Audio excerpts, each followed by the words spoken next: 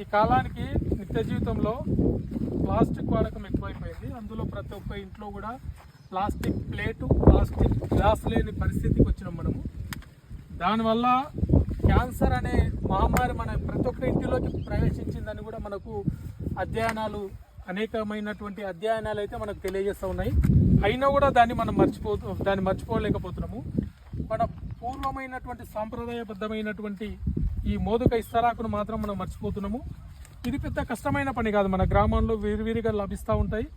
దీన్ని మనము 1 లేదా 2 రోజులు ప్రయత్నం చేసి ఆకులు తీసుకుపోయి ఇంటికి వెళ్ళి పుట్టుకున్నట్టయితే మన ఇంటితో పాటు, మన ఇంటిలో ఉన్న వాళ్ళ ఆరోగ్యంతో పాటు, మన ఇంటికి వచ్చే బంధువులది కావచ్చు, మన శుభకార్యాలకు వచ్చే చుట్టుముట్టు వాళ్ళు కావచ్చు, గ్రామస్తులు కావచ్చు, వాళ్ళ యొక్క ఆరోగ్యం కూడా మనం మేలు చేసిన వాళ్ళం అవుతాము. అదే రకంగా చట్నీలు ప్లాస్టిక్ డబ్బాల్లో పెడుతూ ఉన్నారు. అది కూడా మడతమాలను వాడే విధంగా ప్రయత్నం చేయాలి.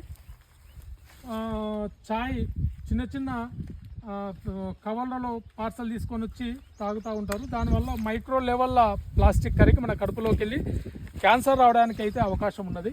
దాన్ని కూడా మనము నిషేధించే ప్రయత్నం చేద్దాం. మన ఆరోగ్యాన్ని మనం కాపాడుకున్న వాళ్ళమైతే దానివల్ల అయ్యే ఖర్చు మనకు మిగిలిపోతుంది. అదే రకంగా మన ప్రాణాలు కూడా సేఫ్గా ఉంటాయని ఈ వీడియో ద్వారా అయితే మీకు తెలియజేస్తూ ఉన్నాను.